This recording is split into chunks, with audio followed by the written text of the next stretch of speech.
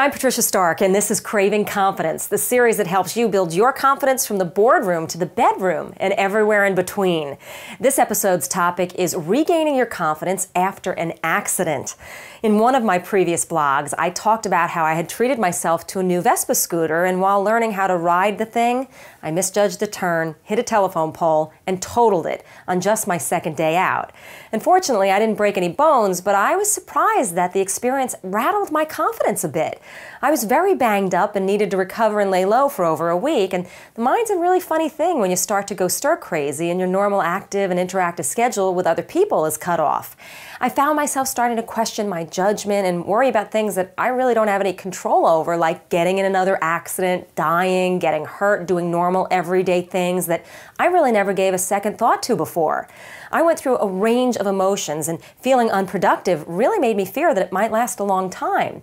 You know, I can only imagine how folks who have serious injuries, long-term illness, or even the loss of a job must feel.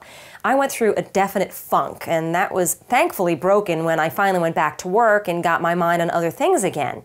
It's amazing how just one day made all the difference. Getting back among the living, getting into work mode again, and sharing knowledge with others, trying to help them reach their goals, it really got my mind off myself and perked me back up again.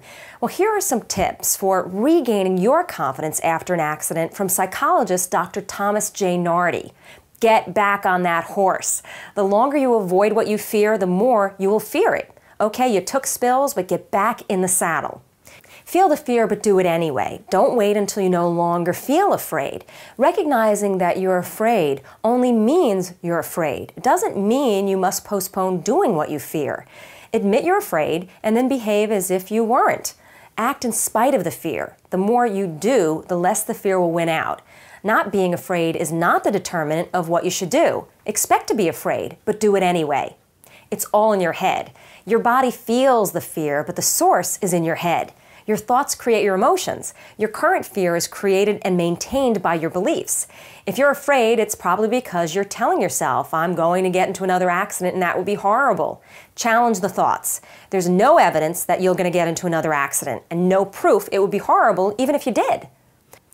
Read the signs of your body. What you're reading in your body as fear is no more or no less than the adrenaline flowing. When you feel that adrenaline, remind yourself that it's merely your body preparing for action. Don't interpret it as fear, but rather as being prepared and energized. The physical sensations caused by the adrenaline can be interpreted as either fear, excitement, or energy. It's up to you to determine how you label, and the way you label it is how you're going to feel. We'll see you next time when we serve up another episode of Craving Confidence, because we're here to satisfy your craving. And no, I'm not buying another scooter.